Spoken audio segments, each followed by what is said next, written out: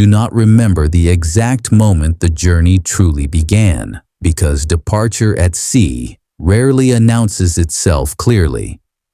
The ship does not leap forward, and the world does not suddenly change. Instead, there is a gradual loosening, a slow release, as the ropes fall slack and the water begins to slide past the hull in a way that feels unfamiliar. You stand on deck and feel the subtle shift beneath your feet as the vessel accepts movement once again. The harbor remains visible for a time, though already it feels distant. The sounds of land soften first. Voices blur together. Footsteps lose their clarity, and even the cries of birds begin to fade into something less defined. What replaces them is deeper and heavier. The slow creak of wood under strain, the steady breath of wind in the sails, the low and constant movement of water against planks shaped for journeys like this. Sailors move without ceremony. No one rushes, and no one lingers. Each motion has been practiced many times before, refined not for elegance, but for endurance. You notice how little is said. Words are saved, not out of superstition, but from habit. At sea, energy is a resource, and nothing is spent carelessly. As the shoreline gradually shrinks, you become aware of a quiet truth shared by everyone aboard. Once land disappears, it will no longer guide you. The sea offers no signs, no paths, no reassurance. It does not resist you, but it does not welcome you either. It simply allows passage on its own terms. You adjust your stance, learning once again how to move with the deck rather than against it. Balance here is not stillness, but constant correction. The ship rolls gently now, testing its rhythm, and you feel yourself responding without conscious thought. This is how sailors survive long journeys, not through strength alone, but through adaptation. Ahead, the horizon stretches wide and empty, a pale line dividing water from sky. It promises nothing and threatens nothing. It simply waits. And as the last familiar shapes of land dissolve into distance, you understand that from this moment forward, direction will no longer come from the world around you, but from knowledge carried within the ship and those who sail her. Hours pass without clear markers, and gradually the coastline becomes less certain, dissolving into haze before vanishing entirely. You notice the moment not because someone announces it, but because the ship begins to feel different. The water grows deeper in color, the movement beneath you more deliberate, less forgiving. The sea no longer carries the memory of land. With the coast gone, the ship becomes its own small world, floating within a space that offers no reference points. Sailors rely now on habits formed through repetition. The sails are adjusted carefully, not to chase speed, but to find balance between wind and resistance. The helm is held steady, not fixed, responding constantly to forces that cannot be seen. You listen as experienced sailors speak quietly about direction, not in numbers or charts, but in sensations. The way the ship leans into the wind, the way waves arrive at a slight angle. These details matter more than any map. At sea, navigation is a living process, shaped by attention rather than certainty. As the day stretches on, the horizon remains unchanged in every direction. There is something deeply unsettling about this sameness, though no one expresses it aloud. The mind searches for landmarks and finds none.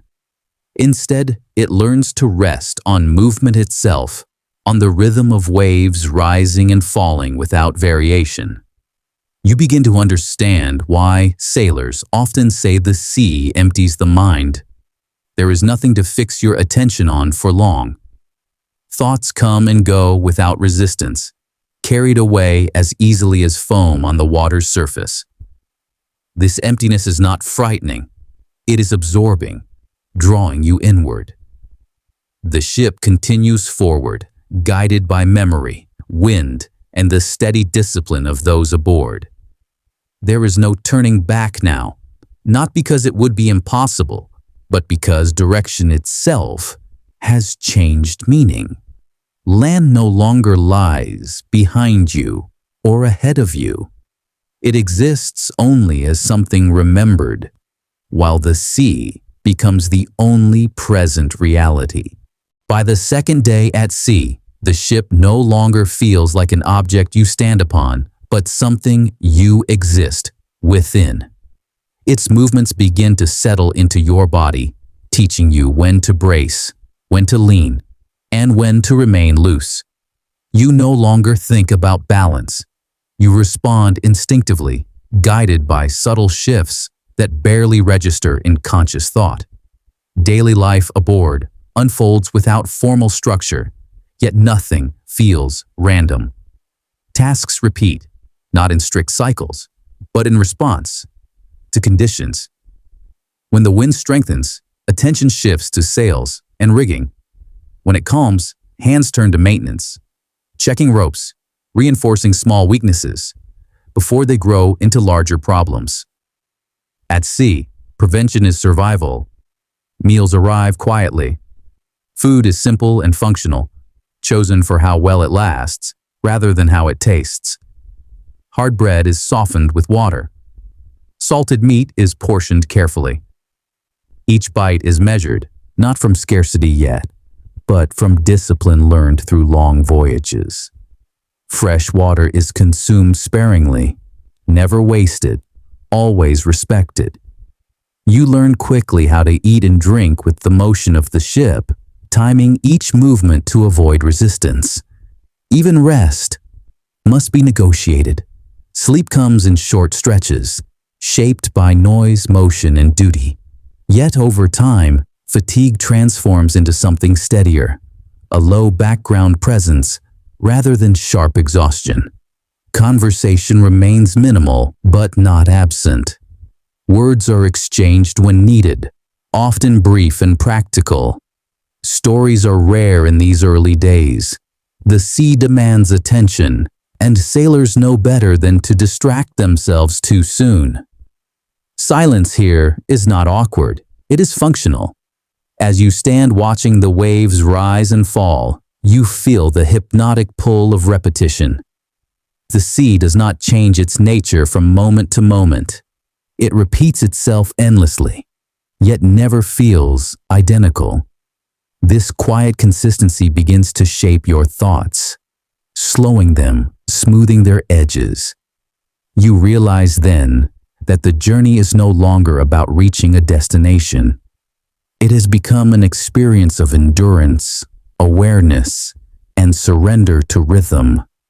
The ship moves forward, the sea responds, and you exist somewhere between, learning to belong to motion rather than land. Night at sea does not arrive the way it does on land. There is no streetlight fading, no familiar roofline turning into silhouette, no room to retreat into. Instead, darkness spreads evenly from every direction, as if the ocean itself is pouring ink across the world. You feel it before you fully see it. An absence of edges, a widening quiet, the slow disappearance of color until even the waves become more sensed than observed. The ship continues forward, steady and unhurried. And the last pale hint of sunset dissolves into a dim band near the horizon. Then that too vanishes, leaving only the sound of water, constant and close, and the soft creak of the rigging shifting with the wind. Above you, the sky becomes immense. On land, you look up and feel the sky is far away. Here, it feels nearer, heavier with stars, and endlessly deep. You learn quickly what sailors mean when they speak of the sea's night as something physical. The cold feels sharper. The air tastes like salt, and distance. The darkness is not frightening, but it is total, and it asks you to trust what you cannot see. You keep your movements small and careful, staying close to the parts of the ship that feel familiar to your hands: rope, rail, mast, solid things that confirm you are still held by wood and craft, rather than floating alone in emptiness. Somewhere along the deck, a lantern glows faintly, its light deliberately weak. Too much light ruins night vision, and experienced sailors respect darkness rather than fighting it. You watch faces pass through that dim circle, calm, focused, not dramatic. The night watch begins without announcement. A few men take positions, listening for changes in wind, scanning the water for anything unusual. Foam patterns, distant glimmers, the subtle suggestion of a shape where no shape should be. You realize that on the open ocean, the night is not merely a time of rest. It is an environment, one in which hearing becomes sharper and attention becomes slower, deeper. Thoughts quiet down. The sea's rhythm fills the mind the way a lullaby fills a room. Not gentle because it is soft, but gentle because it is steady.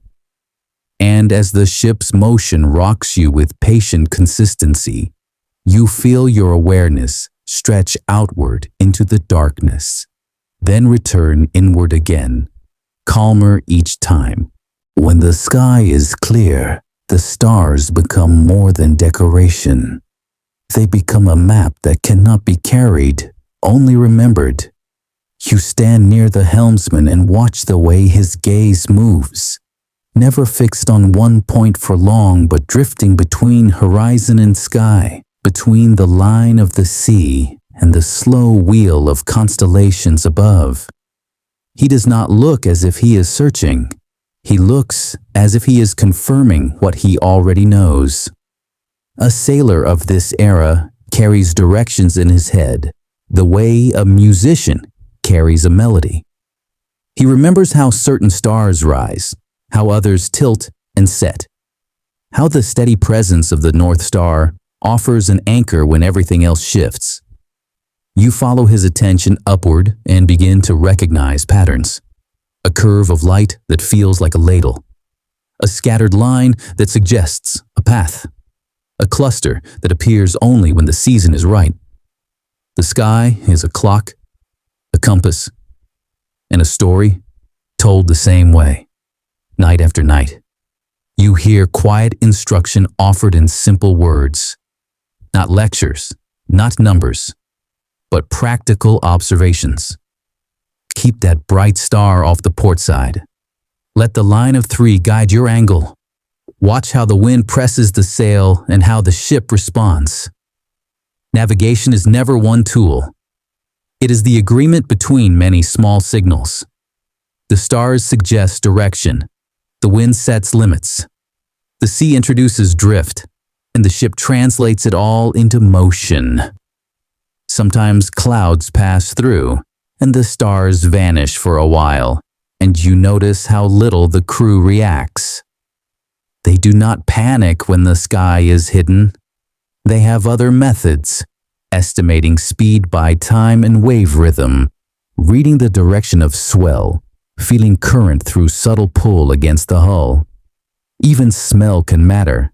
The faint difference between coastal air and the air of open ocean, cleaner and emptier, like cold glass.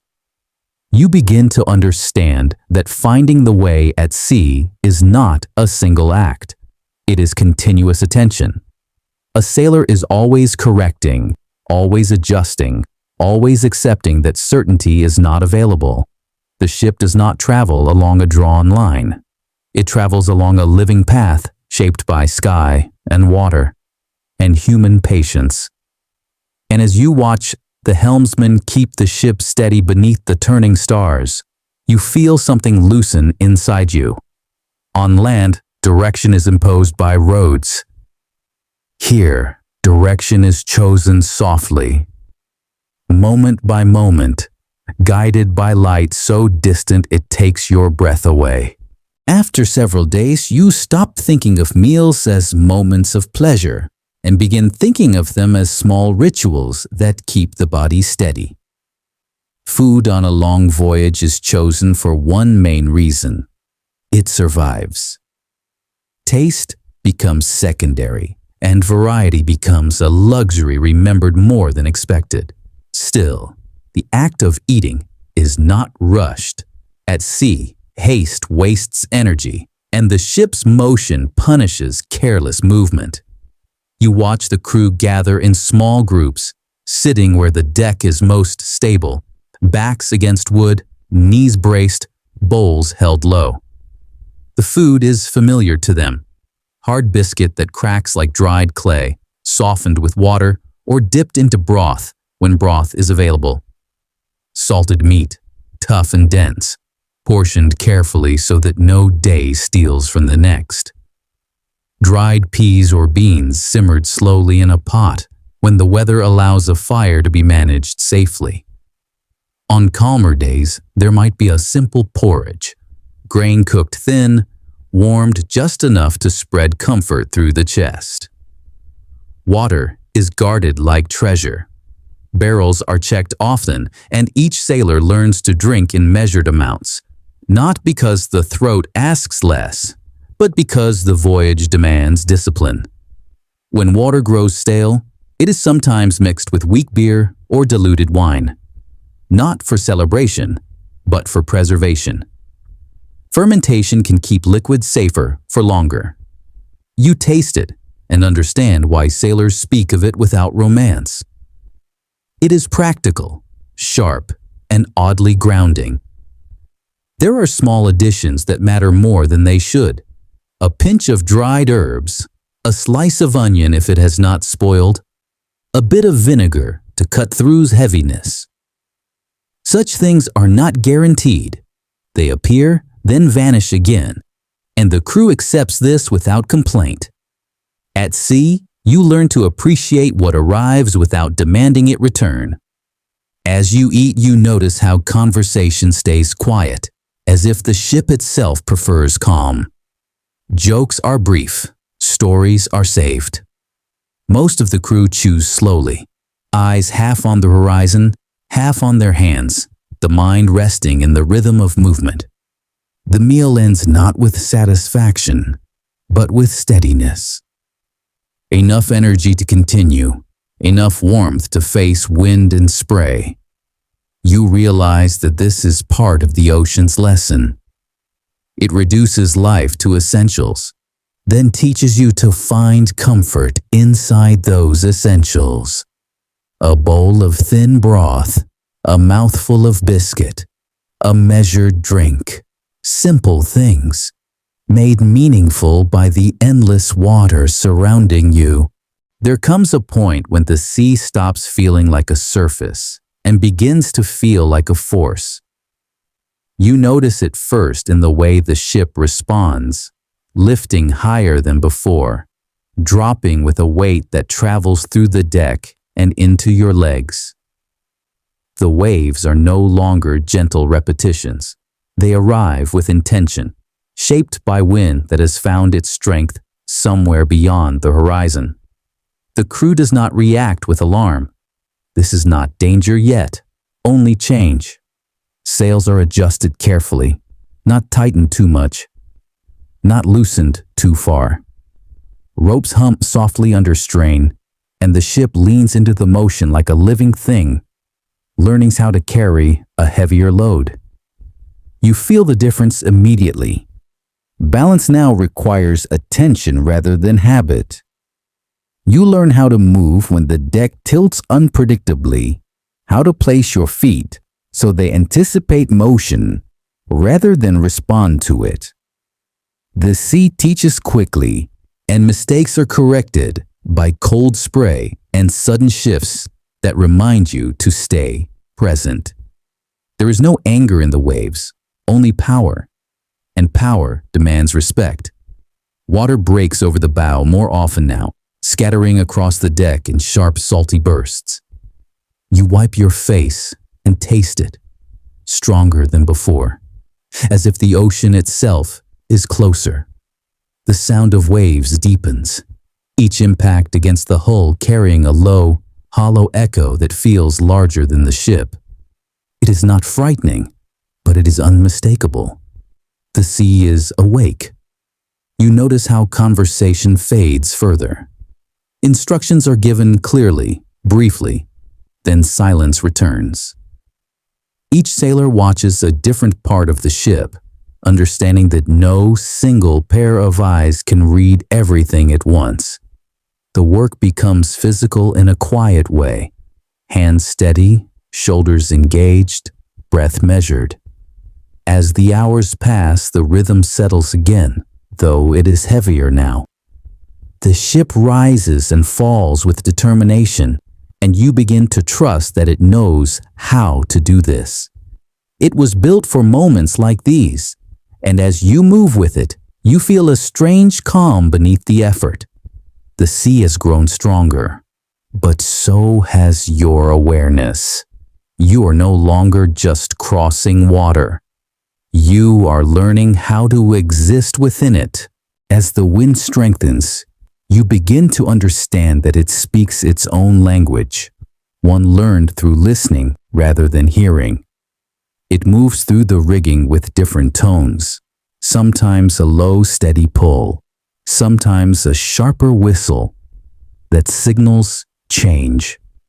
Sailors respond not to volume, but to pattern, adjusting lines before strain turns into damage. You watch how hands move along rope with practiced familiarity, feeling for tension rather than looking for it. Knots are checked, loosened, retied, each motion efficient and unremarkable. This work does not feel heroic. It feels necessary. The wind does not care who you are. It only responds to surfaces and angles, to resistance and release. The sails themselves become living shapes, swelling and narrowing as the ship finds its balance. Too much canvas, and the ship strains. Too little, and progress slows dangerously. The solution is never fixed. It is negotiated constantly, moment by moment, through small changes that keep everything just within tolerance. You notice how the crew communicates now mostly through gesture. A raised hand, a nod, a brief glance that carries instruction without words. Wind steals sound easily, and shouting wastes breath. Experience replaces volume. The ship answers these adjustments almost immediately, easing its motion, smoothing its path through the water. Standing there, feeling the pull of wind through wood and rope, you realize how different this world is from land. On shore, structures resist weather by standing firm. At sea, survival comes from flexibility. Nothing is rigid for long. Everything yields slightly, then returns to shape. The wind continues to press, steady but not violent, and the ship holds. You feel the satisfaction of alignment, the quiet success of responding correctly to forces too large to control directly. The sea has not challenged you openly, but it has required understanding. And in meeting that requirement, you feel a deeper confidence settle, not loud or triumphant, but calm and earned.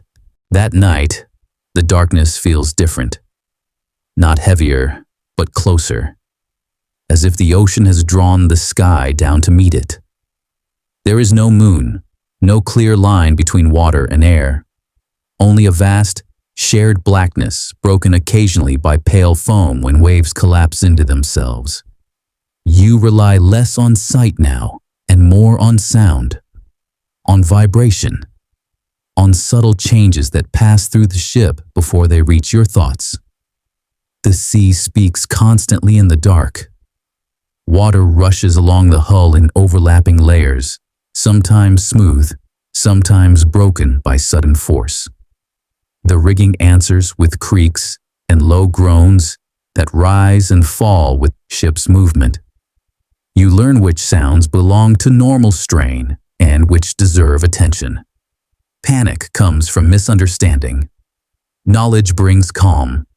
Night watch moves slowly along the deck, careful not to disrupt balance. Lanterns remain dim, their glow kept low to preserve vision. Faces appear briefly, then dissolve back into shadow.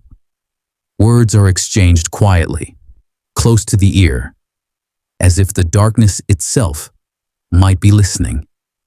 You notice how thoughts behave differently at night on the open ocean. Without visual anchors, the mind drifts more easily, carried by rhythm rather than reason. Worries surface, then fade, replaced by the steady presence of motion. The sea does not offer distraction, only continuity. Somewhere beyond the ship, unseen creatures move through water deeper than imagination allows. You do not think of them as threats, only as reminders of scale.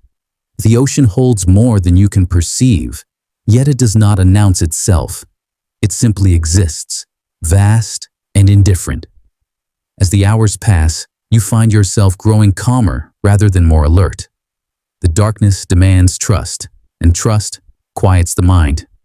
You stand there, listening to water and wood and wind merge into a single, steady sound, and realize that this is why sailors often sleep well at sea.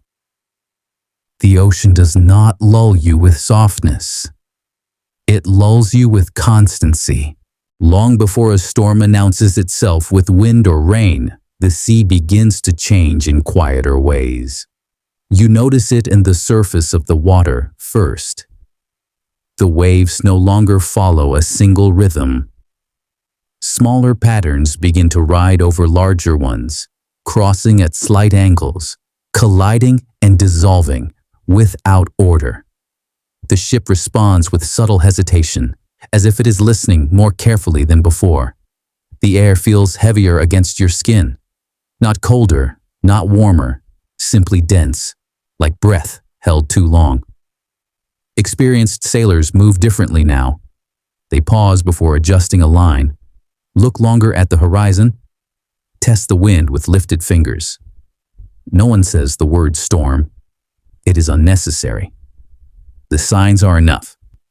Clouds begin to form in layers, rather than shapes, spreading thin and wide, dulling the light without darkening it fully. The sky loses its depth, becoming flatter, closer. You feel the pressure of it, not physically but mentally, as if the world has narrowed slightly. This is how the sea prepares you, by changing the space around your thoughts. Work continues, but it shifts in focus. Loose items are secured. Sails are checked again, then checked once more. Barrels are lashed tighter, not in haste, but with care, as if every knot carries more weight now. You sense how attention sharpens without becoming anxious. At sea, readiness replaces fear. The ship's sound changes too. The hull speaks more often, wood flexing and answering the water's uneven pull. You place your hand against the rail and feel vibration where before there was smooth motion. It is not discomfort. It is information. As the day wears on, the horizon becomes difficult to read. Distance feels compressed, as if far and near have lost meaning. You understand now why sailors say storms begin in the mind before they reach the ship. The sea rearranges perception, preparing you to accept that control will soon be limited. And yet, there is calm in this knowing. You are not surprised. The sea never hides its intentions. It whispers them first, patiently, to those willing to listen. There is a long stretch of time before the storm arrives fully, and it is during this waiting that the sea tests patience more than strength. The wind remains uncertain, arriving in pulses rather than streams, and the ship holds itself between readiness and restraint. You feel the tension settle into your body, not as fear, but as awareness that refuses to relax. Sailors speak less now, not because there is nothing to say, but because words feel unnecessary. Each person knows what to watch: the horizon, the sails, the sound of water beneath the hull. Even silence has texture here, filled with expectation rather than emptiness. You notice how time behaves strangely in this state. Minutes stretch, then compress. Small tasks feel longer than they should, while entire hours seem to vanish unnoticed. The mind searches for resolution, but the sea offers none yet. It teaches endurance by postponement. The ship continues forward, though progress feels abstract. Direction matters less than stability now. Sails are kept ready to be shortened quickly. Lines remain within reach. Nothing is left unattended. This is not anxiety. It is respect for what is coming. Your thoughts drift inward more often. You become aware of your own breathing, of the way your body adjusts instinctively to the ship's motion. Hunger fades. Thirst becomes background. What remains is presence. An unbroken attention that neither rushes nor withdraws. The sky darkens slightly, not dramatically, but enough to change the color of the sea. Blues turn heavier. Reflections lose clarity. The water looks thicker, more deliberate, as if it is gathering itself. You realize that the storm is not approaching like an object. It is forming all around you at once. Still, the ship holds. The crew holds. Waiting becomes the work itself. And in that waiting, something settles within you. A quiet acceptance that once the sea decides to move, resistance will not come from force, but from preparedness and calm. When the wind arrives in full, it does so without ceremony. There is no sudden crash, no dramatic signal. It simply strengthens and does not retreat. The sails tighten, the ropes sing with tension, and the ship leans into the force with practiced resistance. The waiting ends, not with shock, but with motion. Rain follows soon after, light at first, then steady, blurring the boundary between sea and sky. The deck grows slick, and movement becomes deliberate again. You keep low, hands finding familiar surfaces, trusting memory more than sight. Water runs along channels carved into the ship long before this voyage began. Proof that others have stood where you stand now. The waves grow taller, their crests breaking with deeper sound, but the ship meets them with rhythm rather than struggle. It rises, pauses, and descends, repeating the pattern again and again. You feel the force travel through wood and bone alike, not violent, but undeniable. This is the sea asserting itself fully. Commands are spoken now, but still without shouting. Each instruction is clear, each response immediate. The crew works as one body, not because of urgency, but because coordination conserves strength. Sails are reduced carefully, lines secured, angles adjusted. Nothing is rushed. Rushing leads to mistakes, and mistakes are expensive. As the storm settles into its steady form, something unexpected happens inside you. The tension eases, not because danger has passed, but because uncertainty has. The sea has chosen its shape for now, and the ship has answered. There is relief in knowing what must be endured. Rain falls, wind presses, waves rise and fall, and within this constant motion, your mind begins to quiet. The storm does not shout. It insists. And in meeting that insistence with calm attention, you find yourself oddly at peace, held between water and sky, moving forward not through resistance, but through acceptance. Once the storm settles into its rhythm, life aboard the ship does something unexpected. It continues.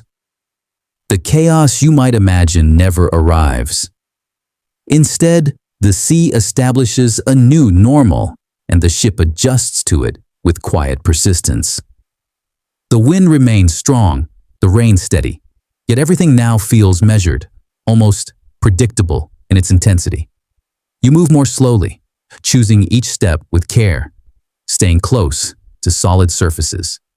The deck rises and falls beneath you with deliberate force, and your body learns to anticipate it, bending slightly before each movement completes. This is not resistance, it is cooperation. Sailors do not fight the storm, they learn how to exist within it. Inside the ship, spaces feel smaller but more secure. The sound of rain on wood creates a constant presence, wrapping the vessel in noise that is strangely soothing once you accept it. Water finds its way through seams and joints, but it does not alarm anyone. Buckets are placed. Channels guide the flow. The ship has endured this before. Meals become simpler during the storm, eaten when possible, skipped when necessary. Hunger fades into the background, replaced by focus and fatigue. You notice how people speak less, conserving breath and attention, yet no one withdraws completely. A glance, a nod, a steady presence nearby. These small signals replace conversation. Sleep arrives in fragments, shaped by motion rather than time. You rest when the ship allows it, waking easily, never fully sinking into unconsciousness. The storm keeps you suspended between awareness and rest, and in that space the mind grows quiet. Thoughts slow. Worries lose their sharp edges. You realize that this is how sailors survive long storms, not by enduring every moment consciously, but by letting the body and ship share the work. The storm remains outside, loud and powerful, yet within the vessel there is order, routine, and a steady rhythm that holds everything together. As the storm stretches on, it leaves its marks not in dramatic destruction, but in small, persistent reminders of strain.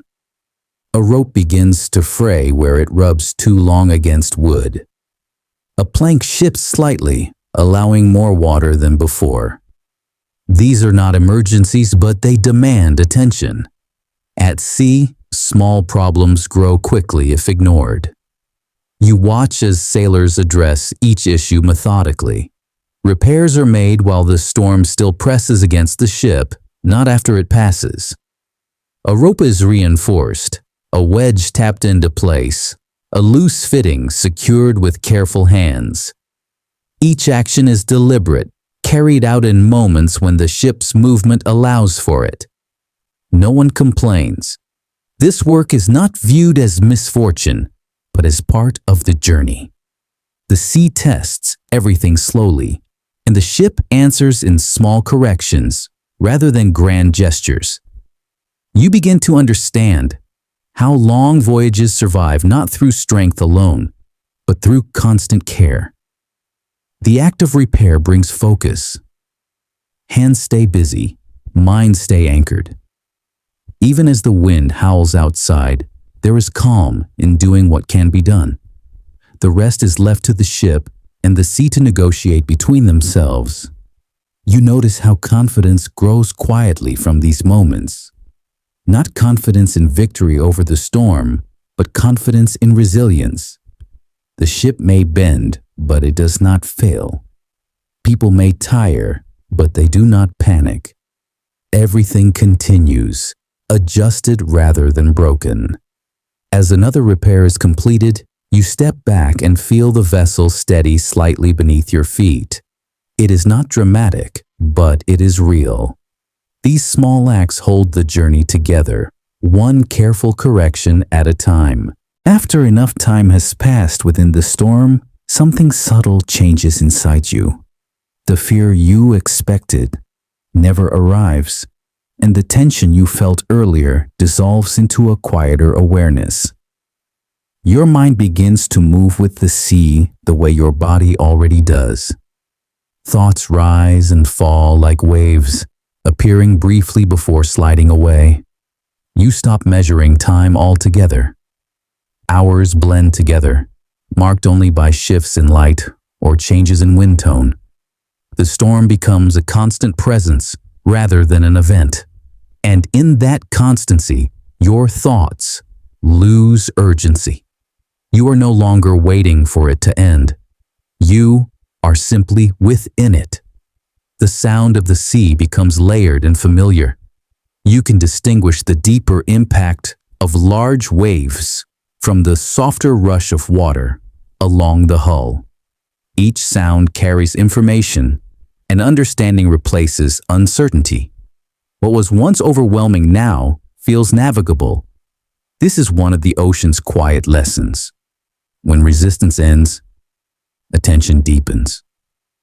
You become aware of how little control was ever necessary to begin with. The ship knows its work. The crew knows theirs.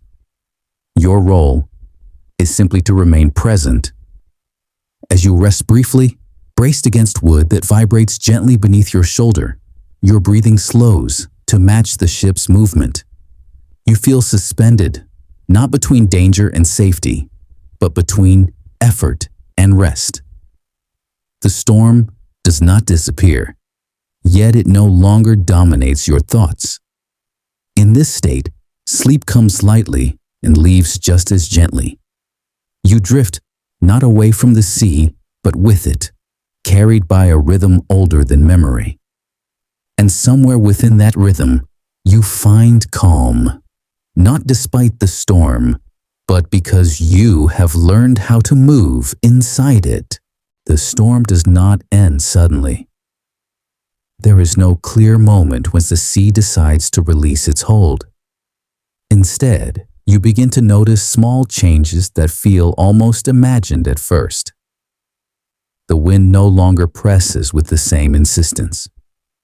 Its force comes in longer pauses, giving the sails brief moments of rest. The rain thins, falling less evenly, as if reconsidering its purpose.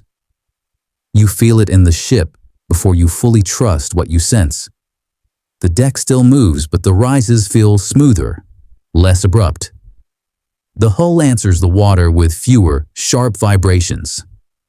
These are not signs of calm yet, only signs of transition. At sea, transitions matter more than endings. The crew responds without announcement. Sails are adjusted slightly, tested rather than changed fully. Ropes remain secured, but hands loosen their grip just enough to feel the difference. No one celebrates. Sailors know better than to assume the sea is finished speaking. They listen longer than they act. The sky begins to lift almost imperceptibly. The low ceiling of cloud stretches upward, creating depth where there was none before. Light returns without brightness, a muted gray that softens the surface of the water. The horizon slowly regains its shape, not clear, but readable again. Distance begins to exist once more. You notice how fatigue settles into your body now that tension eases.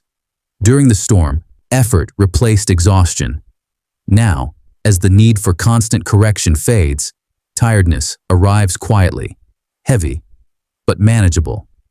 Muscles relax. Breathing deepens. The ship's motion becomes something you can lean into rather than brace against. The sea still moves with authority, but its tone has changed. It no longer insists. It allows.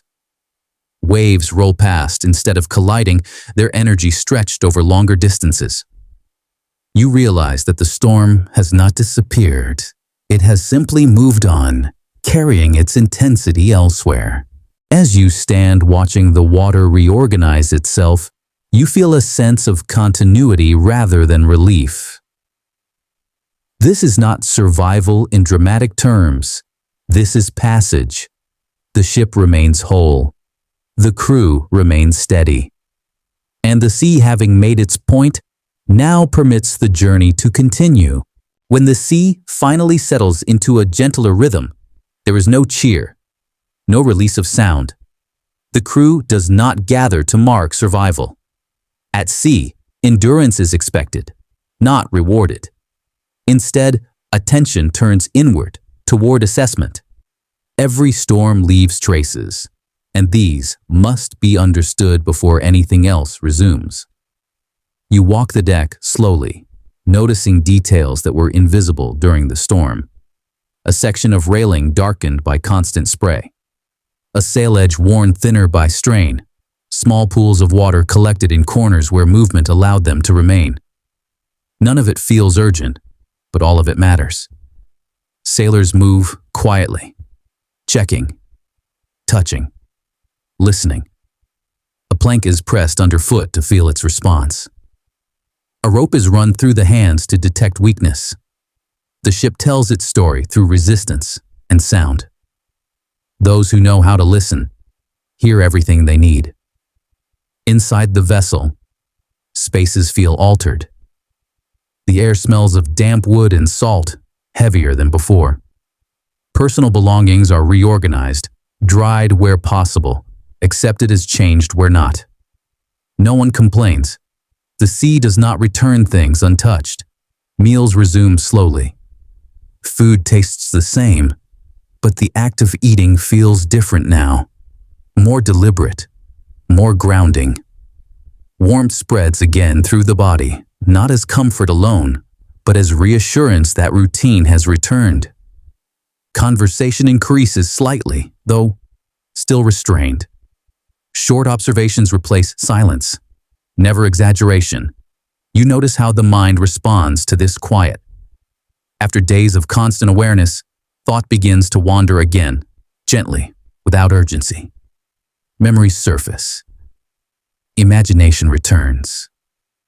The sea loosens its grip on attention, allowing space for reflection. As the ship continues forward, you feel the weight of what has passed settle behind you rather than within you. The storm becomes part of the journey's texture, not its definition. And in this steady continuation, you understand something essential about life at sea. Nothing is paused. Nothing is marked as complete. Everything simply flows into what comes next. As the hours pass, the sea continues to reorganize itself, smoothing the chaos left behind by the storm. The waves grow longer, more predictable, their crests stretching into lines rather than breaking apart. You find yourself looking outward again, toward distance, toward direction.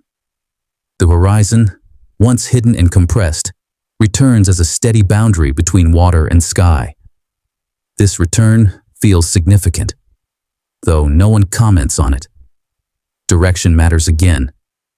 The ship resumes its quiet dialogue with wind and current, adjusting course gently rather than defensively. Navigation shifts from survival back to intention. You stand near the bow and watch the water part and rejoin as the ship moves through it. Foam gathers briefly, then dissolves, leaving no trace. The sea carries memory only briefly. What remains is motion. The air feels cleaner now, washed by rain and wind. The smell of salt is sharper, more distinct. You inhale deeply and feel space open within your chest. The sky holds light without threat, and the clouds drift rather than press. With visibility restored, subtle signs begin to matter again.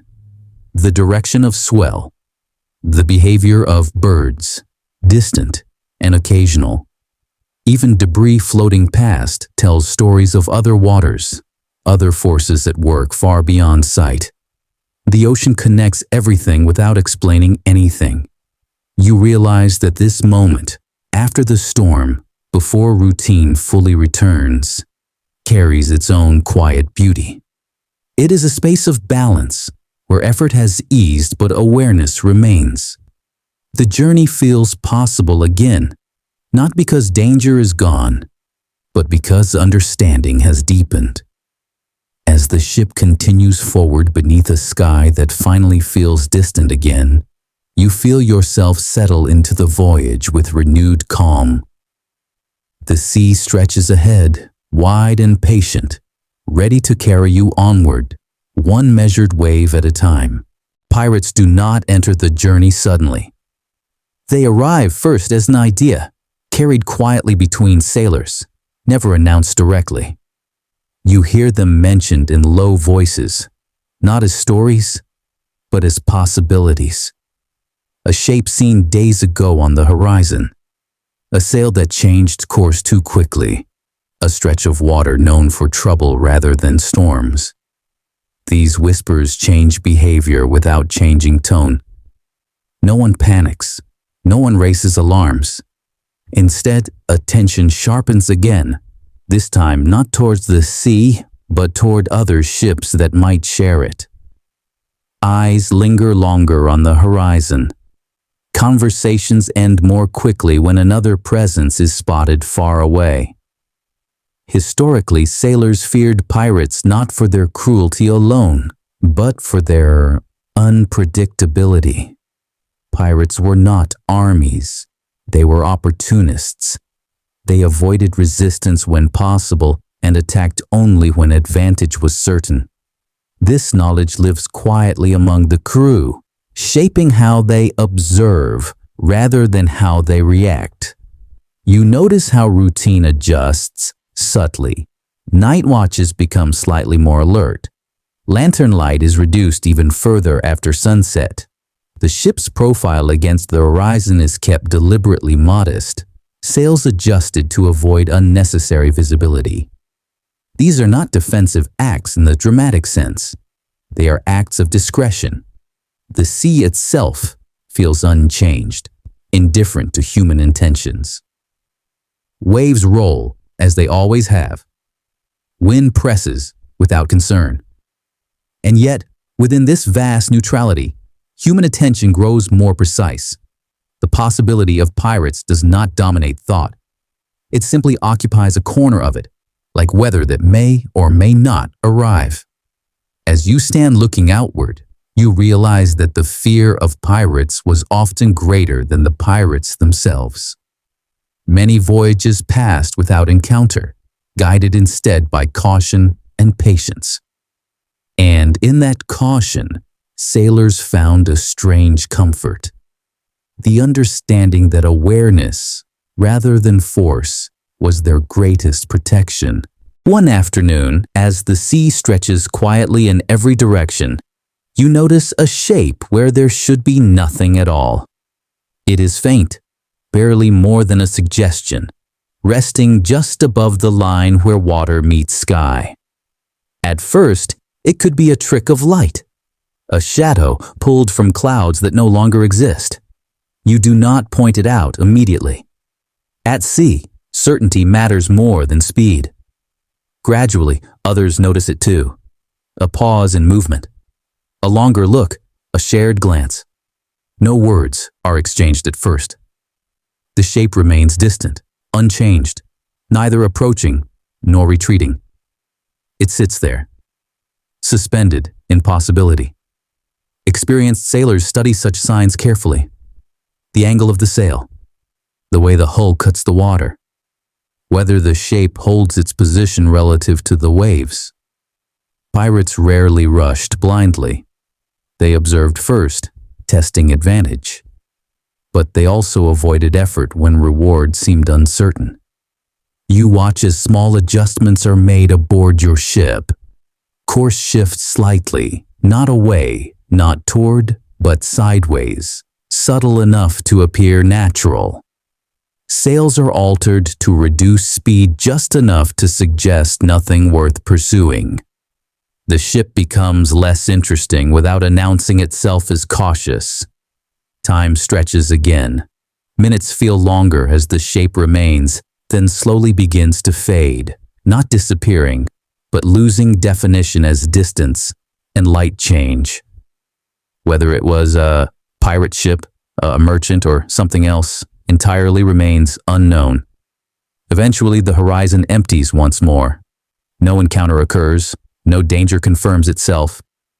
And yet, the ship does not return immediately to its previous ease. The possibility lingers, reminding everyone that the sea is shared, not empty. You realize that this is how most pirate encounters ended, not with battle, but with avoidance. Ships passed each other silently, guided by calculation rather than courage. And in this quiet outcome, you feel the weight of wisdom passed down through generations of sailors who learned that survival often depends on being unnoticed.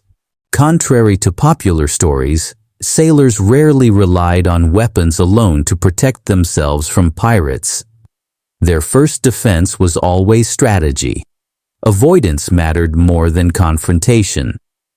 Ships were not built for battle. They were built to carry people and goods across water. That already demanded enough attention. You learn about the habits that shaped safer voyages. Routes were chosen carefully, favoring open water over narrow passages where pirates waited.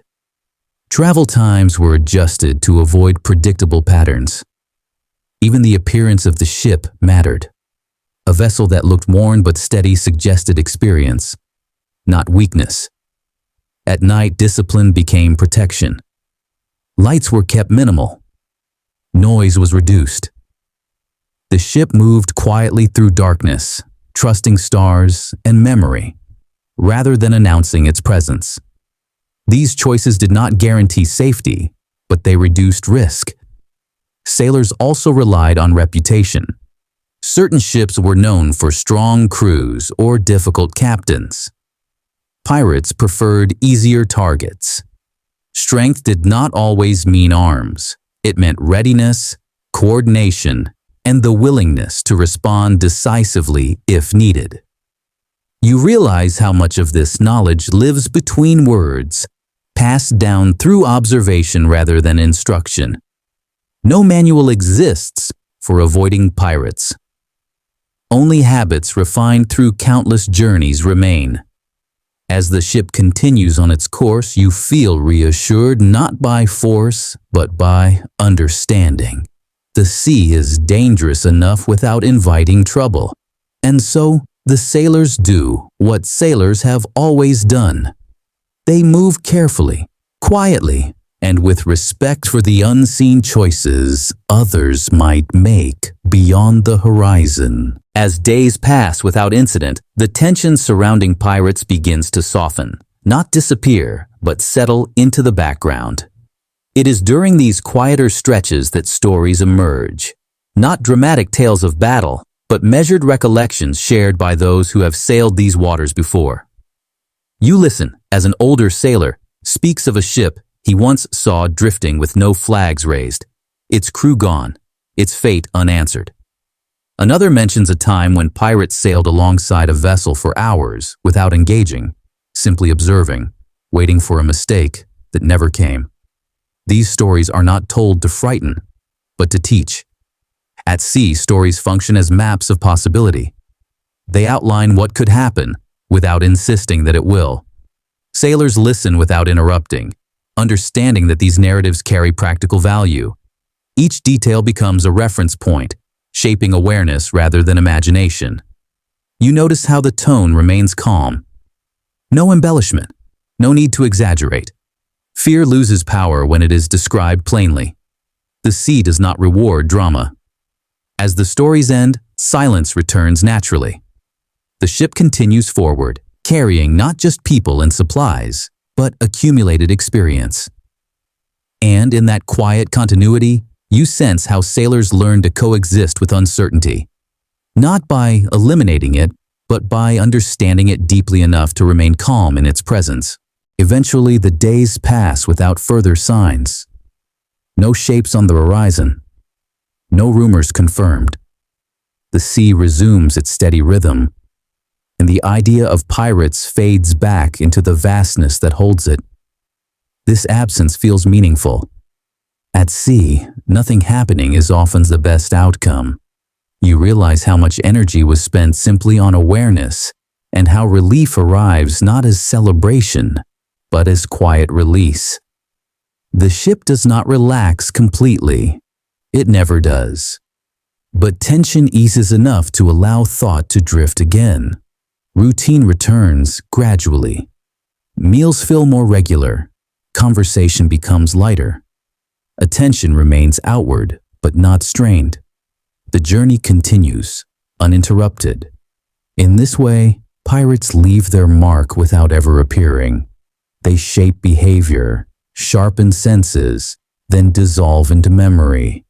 Their presence is felt through caution rather than conflict. You understand now that the sea holds many dangers that never reveal themselves. And perhaps that is its greatest lesson. Survival often depends not on what you face, but on what you avoid. As the ship moves onward, the sea seems to accept silence once more. Wind softens. Waves stretch long and patient. The tension that once lived between horizon and thought dissolves into routine. You feel the journey settle into a deeper rhythm, shaped now by distance rather than danger. Pirates remain behind as stories, not experiences. And perhaps that is enough. The sea has tested awareness without demanding conflict.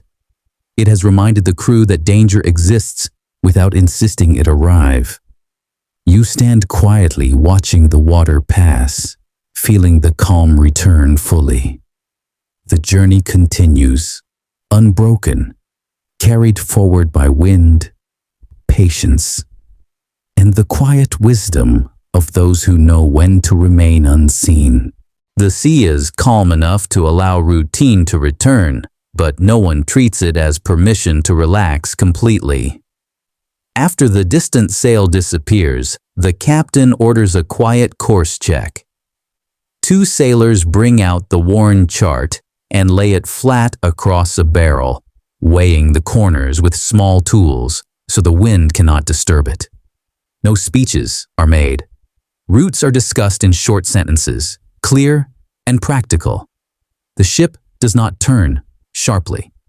Instead, the helm is adjusted slowly, a degree at a time.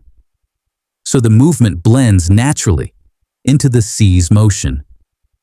From a distance, it would look like nothing more than a vessel following wind and current. This is deliberate.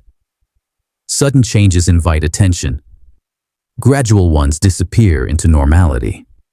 Below deck, activity increases. A group of sailors checks water stores, opening barrels and dipping cups to confirm levels. Another pair inspects the food supply, counting remaining hard biscuits and separating those that have cracked too badly to last. Nothing is wasted. Broken pieces are set aside to be used first. Salted meat is rewrapped and stored deeper where temperature remains steadier. On deck, spare rope is moved closer to working positions. Not because danger is expected, but because readiness reduces effort later. A ship that prepares early moves smoothly when conditions change. The crew works without urgency, each person completing one task fully before moving to the next. As the sun lowers, the captain gives quiet instructions for the night. Watches will overlap slightly longer than before. Lanterns will stay covered unless needed. The ship will maintain steady speed, avoiding both haste and delay. These decisions are not dramatic, but they shape the night ahead. Cooking resumes near dusk. A simple pot is secured and heated carefully. The meal is plain but warm, passed along without ceremony. Eating happens in turns, so the deck remains attended at all times. No one complains. This is how voyages last. When darkness arrives, the ship moves as if nothing has changed. Yet beneath the routine, every decision has been adjusted slightly, refined by experience. Pirates have not appeared again, but their possibility has reshaped behavior into something quieter and more precise. The ship continues forward, carrying its people, its supplies, and its discipline through open water. Nothing remarkable happens, and that for sailors is the result they work hardest to achieve. The fog arrives without warning, rolling in low and dense from the open water, swallowing the horizon first, then the sky. One moment the sea stretches wide in every direction, and the next it contracts into a narrow circle around the ship. Visibility drops quickly. The captain reacts immediately, not with urgency but with procedure. The order is given to slow the ship. Sails are adjusted downward, not fully reduced, but enough to regain control. The helm responds carefully, keeping the bow steady as the ship presses forward at a measured pace. Speed, in fog, is risk. Control is safety. Two sailors move to the bow and begin sounding the depth at regular intervals. The lead line drops into the water, disappears, then returns, wet and marked. Each reading is called back clearly. The numbers are recorded, not because land is expected, but because consistency matters. Sudden change would mean danger. On deck, the crew spreads out. One listens for waves breaking differently than before. Another watches the surface of the water for floating debris or unnatural movement. Sound carries strangely in fog, and the ship relies on hearing as much as sight. Every splash, every creak, every distant echo is noted. Below deck, loose items are secured again. Crates are tightened, barrels are wedged more firmly. In fog, collision is not the only threat. Sudden maneuvering can be just as dangerous if the ship is not ready to respond smoothly. The captain orders the bell rung at steady intervals. Not loudly, not constantly, but enough to announce presence to anything else moving unseen nearby. The sound is dull and controlled, disappearing quickly into the mist. It is not a challenge. It is information. Navigation shifts entirely to memory and calculation. The chart is consulted again, fingers tracing a route that now exists only in the mind. Distance traveled is estimated by time and speed. The helmsman holds the course steady, adjusting only when instructed. In fog, small corrections matter more than bold decisions. Hours pass this way. The ship moves forward without ever seeing where it is going. No one complains. This is not unusual. Sailors have crossed entire days like this, guided by habit rather than vision. Eventually, the fog begins to thin, not lifting all at once but loosening its grip in patches. The horizon does not return immediately, but light begins to spread more evenly. Depth readings remain steady. The captain allows the sails to open slightly. The ship has not changed direction. It is not rushed. It is not stopped. It has simply continued, guided by routine refined through countless unseen passages.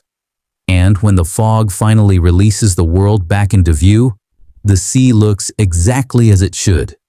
Proof that sometimes the most active work is done quietly, without spectacle. The first sign of illness is not dramatic.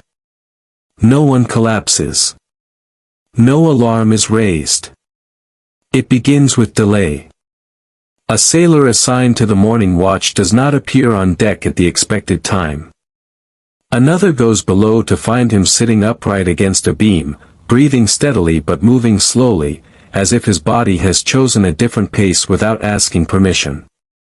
The captain is informed immediately. The response is direct. The sailor is moved to a quieter area below deck where the ship's motion is gentler. His bedding is aired and replaced. Fresh water is brought, measured carefully. No crowd gathers. Illness spreads faster through attention than through air. Two experienced hands take responsibility. One checks the man's temperature by touch, palm against forehead, then neck. Another asks simple questions, listening for clarity in the answers. Fatigue. Dizziness. A stomach that refuses food. Nothing unusual for long voyages, but nothing to ignore either. The cook is instructed to prepare a thin broth. Not a full meal. Warm liquid, easy to swallow, easy to keep down. A small amount of dried herbs is added, common remedies carried for exactly this reason. Nothing mystical. Things known to settle the body and encourage rest. On deck, routine adjusts. The sick sailor's duties are redistributed without discussion. No one complains. This happens on every long journey. A ship that cannot adapt to a missing pair of hands does not last far from shore. The captain orders increased attention to cleanliness. Drinking cups are rinsed separately. Hands are washed more often with seawater and vinegar. Shared tools are wiped down. These practices are not new. Sailors learned long ago that illness spreads fastest where routine breaks down. Ventilation below deck is improved. Hatches are opened briefly when conditions allow, letting fresh air move through stagnant spaces. Bedding is rotated. Damp cloth is dried where possible. The ship continues moving, but its internal order shifts slightly, reorganizing around the problem without letting it grow. As the day passes, another sailor reports nausea. He is treated the same way, separated, observed, given rest and warmth. No one speaks of plague or curses. Sailors deal in causes they can address. Bad water. Spoiled food. Exhaustion. These are manageable. By evening, the situation stabilizes. No new cases appear. The ship remains steady. The sick men rest. The crew remains alert but calm. Illness has arrived, but it has not taken control. It has been met early, handled quietly, and folded into the ship's discipline, just another challenge managed through attention, care, and steady action. By the next morning, the ship does not wait to see whether illness will spread. The captain orders an immediate inspection of supplies. Action, at sea, always comes before certainty. 2 sailors are assigned to the water barrels. Each lid is opened in turn, the contents checked for smell, color, and sediment. A thin film on the surface of one barrel draws attention. It is marked and set aside without debate. Another group inspects the food stores. Hard biscuits are broken open and examined for mold. Most are sound. A small portion is not. Those are removed and discarded overboard. Salted meat is checked next, unwrapped briefly, then resecured. Nothing questionable is kept out of stubbornness. Loss now prevents greater loss later. The cook adjusts the day's meal plan immediately. Portions are reduced slightly, not as punishment, but to allow the safest supplies to last longer. Warm broth replaces heavier food. It keeps bodies working without strain. Cups are issued individually rather than shared. Each sailor keeps his own, marked clearly to avoid confusion. Below deck, the sick men are repositioned. They are kept separated, not isolated harshly, but spaced enough to reduce contact. Bedding is aired again. Cloths are rinsed in vinegar and seawater, then dried where the ship's movement allows. Fresh air is brought through the lower spaces in short, controlled intervals. On deck, duty rotations change. The strongest hands take on additional work temporarily. The pace of the ship remains steady, but unnecessary tasks are postponed. No extra strain is introduced. Illness is managed not only through treatment, but through workload control. The captain calls a brief meeting with senior sailors. The discussion is practical. If symptoms increase, course options are considered. Nearby ports are identified on the chart, not as destinations yet, but as possibilities. Distance, prevailing winds, and currents are discussed calmly. No one assumes the worst. Plans exist so they do not have to be invented under pressure. Throughout the day, the ship continues forward. Sails are trimmed. Watches are kept. Bells are rung. From the outside, nothing appears unusual. This is intentional. A ship that falls into disorder invites trouble, from sea and men alike. By evening, the situation holds. No new sailors report illness. The sick men rest more comfortably. Water from the questionable barrel is not used. The crew eats quietly, aware but not tense. The ship has not stopped. It has not panicked. It has adjusted. At sea, survival often depends not on dramatic response, but on early, disciplined action, taken before a problem grows large enough to demand attention from the ocean itself. The decision to adjust rations is not delayed. It is made before scarcity forces it. Early that morning, the captain orders a full count of remaining supplies, not just what exists, but how long it can last at the current pace. 2 sailors bring the ledger and lay it open beside the chart. Numbers replace guesses. Time replaces appetite. Barrels are measured again. Biscuit sacks are weighed by hand, lifted and judged against experience. The cook lists what can be stretched and what cannot. Salted meat will last, but demands water.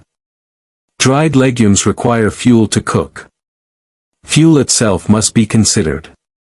Every resource pulls on another. The captain listens, then makes the adjustment. Portions are reduced slightly across the ship. Not enough to weaken anyone immediately, but enough to extend the margin of safety by several days. The change is announced plainly. No speeches. No explanations longer than necessary. Sailors understand numbers better than promises. The cook reorganizes the galley. Biscuit pieces are soaked longer before serving. Broth is thinned carefully, still warm, still nourishing. Meals are timed to follow work periods so energy returns when it is most useful. Cups are filled evenly. No one receives more because no one is owed less. On deck, reaction is minimal. A few glances are exchanged. One sailor jokes quietly that hunger keeps the mind sharp. Another shrugs and returns to his task. Complaints waste energy. Sailors know this. A voyage does not fail because food is reduced. It fails when discipline breaks. Later in the day, a sailor suggests fishing if conditions allow. The idea is considered, then postponed. Lines overboard slow the ship and draw attention. The risk outweighs the reward for now. This is noted, not dismissed. Options remain open. As evening approaches, the adjusted routine settles. Work continues at the same pace. Watches are unchanged. The ship moves steadily forward. Hunger is present, but controlled, like a background sound that does not interrupt focus. Below deck, the sick men are checked again. Both show signs of improvement. They drink broth slowly. They rest.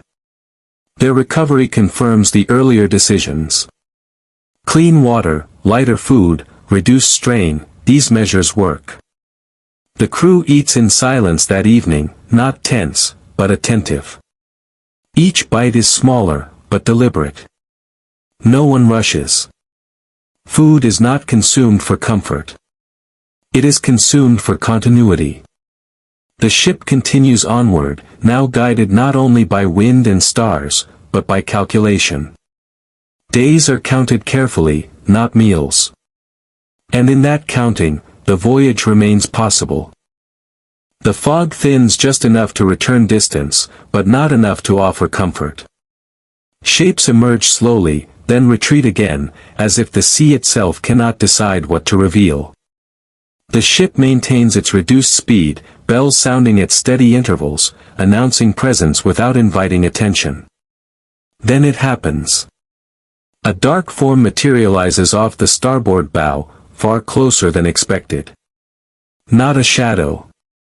Not a trick of light. A hull. Tall sides. A mast cutting sharply through the thinning fog. The distance between the two ships closes faster than instinct allows. The helmsman reacts immediately, pulling the wheel hard to port. The bow begins to swing, but not fast enough. The captain shouts a single order, sails trimmed, now. Hands move without hesitation. Canvas is pulled tight, then eased, adjusting the ship's forward push just enough to alter its path. On the other vessel, movement is visible. Figures rush along the deck. A sail flutters, then tightens. Both ships are maneuvering at the same time, each trying to avoid the same outcome without knowing the other's intent. The gap narrows to an uncomfortable closeness. You can see the wood grain on the other ship's hull. Hear shouted commands carried across the water. No weapons appear. No flags are raised.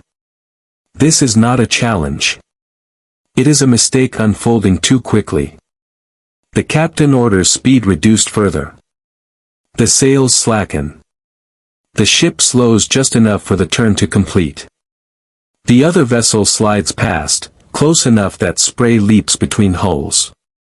A rope dangles briefly from their rail, then vanishes again into the fog. For a moment, both ships travel parallel, only a few body lengths apart. Faces are visible now, tense, focused, equally surprised. No one waves. No one speaks. Both crews are occupied with the same task, preventing disaster. Then the fog thickens again. The other ship fades back into gray, its outline dissolving as suddenly as it appeared. The sound of its movement lingers a few seconds longer, then disappears completely. Silence returns. On deck, breath is released in stages. Not relief, exactly, more like confirmation. Lines are checked. Sails are reset. The helm is centered. No one comments on what almost happened. At sea, near collisions are lessons, not stories. The captain orders the bell resumed at shorter intervals. Speed remains reduced. The ship continues forward, now carrying the memory of how quickly space can disappear on open water. The sea offers no apology. It simply moves on. The fog finally loosens its grip, but the sea offers no reward for patience. As visibility improves, the helmsman notices the ship is no longer holding its intended line. The bow points correctly, the sails are trimmed as planned, yet the water slides past the hull at a strange angle. The wake behind the ship bends, refusing to stay straight. The captain steps closer to the rail and watches the water carefully. He does not look at the horizon. He looks down, where foam gathers unevenly along the hull. An ocean current has taken hold, strong, steady, and indifferent to human intention. Orders are given immediately. The sails are adjusted, not to fight the current, but to work across it. The helm is turned slightly off course, aiming not where the ship should go, but where the current will eventually allow it to end up. This is not correction. It is negotiation. Two sailors drop the log line overboard to estimate speed relative to the water. Another records time. Distance is calculated again, not by chart alone, but by movement felt through the ship. The crew works quickly, but without urgency. Currents do not reward haste. Below deck, barrels shift slightly as the ship's motion changes. Wedges are tapped tighter. No one wants rolling weight if sudden correction becomes necessary. The cook extinguishes the fire early. Heat can wait. Control cannot. For hours, the ship moves at an angle that feels wrong to the untrained eye. The horizon does not align with expectation. But the wake begins to straighten slowly, proof that the adjustments are working. The ship is not overpowering the current. It is slipping across it, step by step. As afternoon wears on, the pull weakens. The foam gathers more evenly. The helm returns closer to center. Sails are reset again, gradually, in stages. Nothing is rushed. Each change is tested before the next is made. By evening, the current releases its hold completely. The ship resumes its intended course, not because the sea allowed. With the current gone and the ship steady again, attention turns inward. The sick sailors are brought up on deck for short periods, one at a time. Not to work, but to stand, to breathe open air, to test their strength under supervision. A sailor who cannot return safely below deck should not remain hidden there. One man grips the rail tightly, steadying himself as the ship rolls beneath him. Another sits against a mast, eyes closed, face lifted into the wind. They are watched closely. If dizziness returns, they will be taken below immediately. Recovery is measured, not assumed. The captain assigns light tasks. Coiling rope. Sorting tools. Counting remaining line. Nothing that requires speed or force. These tasks restore routine without strain. The men complete them slowly, carefully, proving function before endurance. On deck, the crew adjusts naturally. Those who carried extra work now pass tasks back in stages. No one resents the shift. A healthy crew rotates weight smoothly, like a well-balanced ship. Water rations remain unchanged for now. Food portions stay light. Recovery is encouraged through rest rather than indulgence. The cook prepares broth again, slightly thicker this time. The sick men drink it slowly, watched, not coddled. By late afternoon, the change is visible. Voices strengthen. Movement steadies. The ship regains not just manpower, but confidence.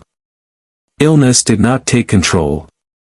It was managed, contained, and eased back into order. As evening approaches, one of the recovered sailors returns fully to watch duty. He stands his post quietly, eyes forward, shoulders squared. No announcement is made. The ship accepts him back without ceremony. The voyage continues with fewer absences now. The crew moves more evenly. The sea remains unpredictable, but the ship's internal order has recovered its balance. This is how endurance works at sea. Not through sudden recovery, but through gradual return, measured task by measured task. Late the next day, a sailor on watch calls attention to something drifting past the bow. It is small, barely noticeable, but distinct enough to matter. A thin cluster of seaweed floats just beneath the surface, tangled and pale.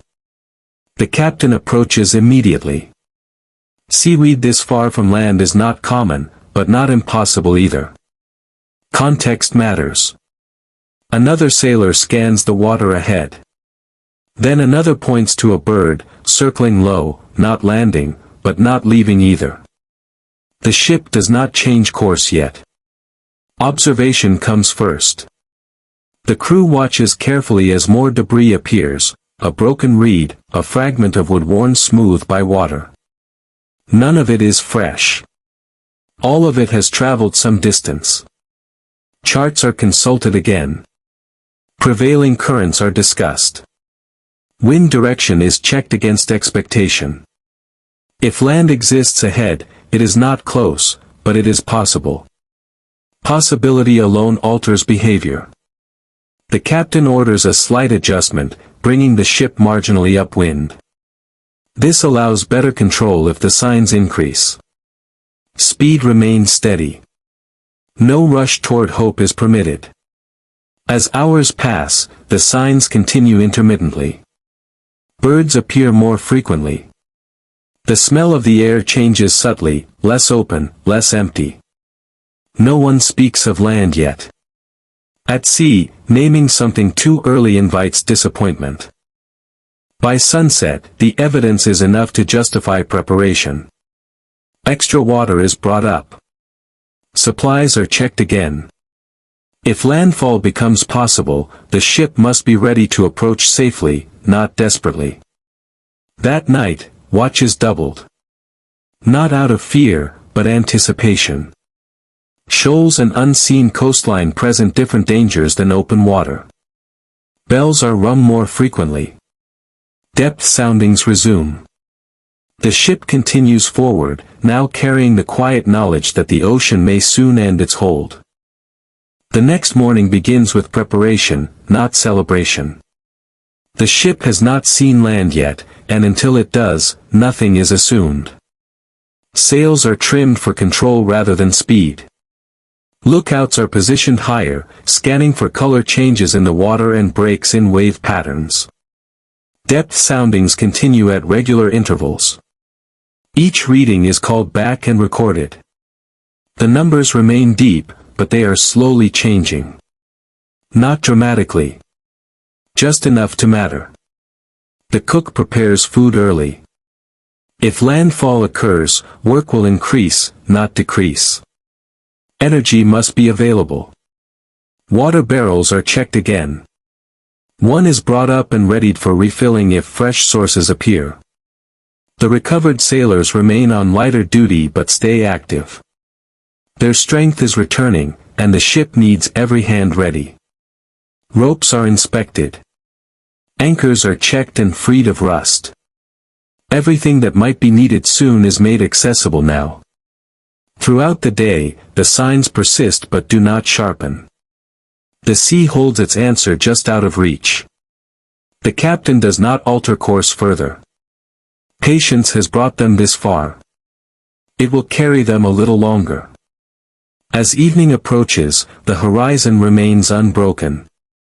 No coastline appears. No cliffs rise. And yet, no one feels disappointment.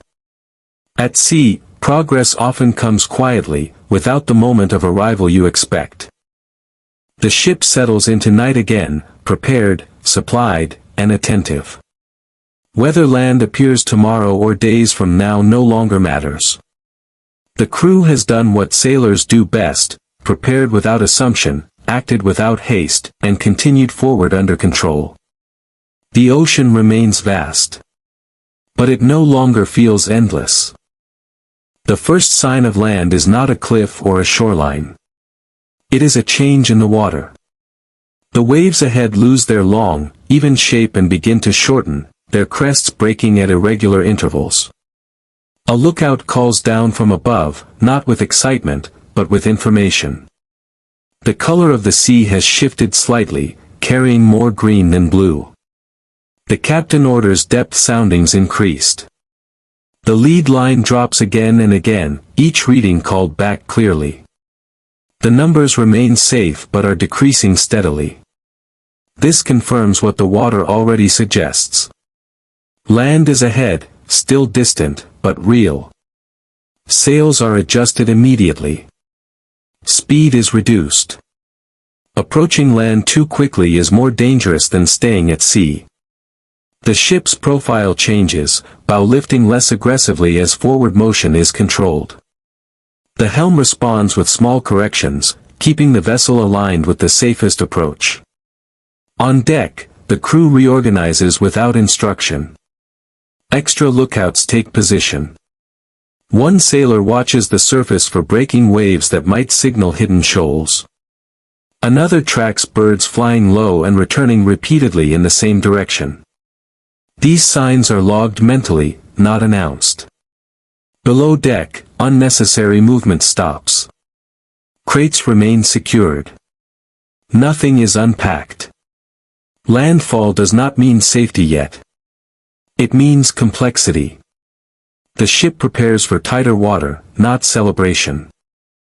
As the day progresses, the horizon changes shape. What was once a flat line now rises unevenly in places, then sinks again. The coastline is still too far to define, but it interrupts the sky in a way that cannot be mistaken.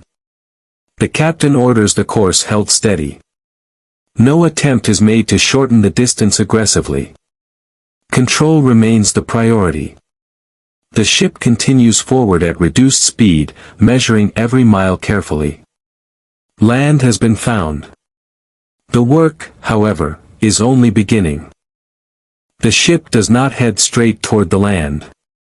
Instead, it moves parallel to the coast at a safe distance, allowing the crew to read what lies ahead. Cliffs, low beaches, darker stretches of water, all are studied carefully.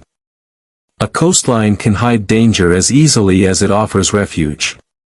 The captain orders a slow sweep along the visible stretch. The helmsman keeps the ship steady while lookouts compare the land's shape against the chart. Bays are noted. River mouths are identified by changes in water color and drifting debris. None are approached yet. Wind behavior shifts near land. It becomes less consistent, bending and changing direction as it moves over uneven ground. Sails are trimmed repeatedly to keep balance. Each adjustment is tested before the next is made. The crew prepares anchors. Rust is knocked loose. Ropes are checked for smooth release. Anchoring near land demands precision. A mistake here can cost the ship more than a storm at sea. Fishing is attempted briefly. A single line is lowered, then raised. One fish is caught, enough to confirm life, not enough to justify stopping. The ship keeps moving. The catch is cleaned and set aside carefully. By afternoon, a sheltered curve in the coastline becomes noticeable. The water there appears calmer, the waves less broken. The captain marks it mentally but does not turn in yet. Light matters. Entering unknown water without sufficient daylight is not acceptable. As the sun lowers, the decision is made. The ship will hold position offshore overnight. Sails are set to maintain gentle movement. The vessel does not drift aimlessly, but it does not close distance either. Land is close now, but it is treated with the same respect the sea demanded. Nothing is rushed. Everything is observed. As darkness falls, the ship remains offshore, riding gentle swells rather than pressing into unknown water.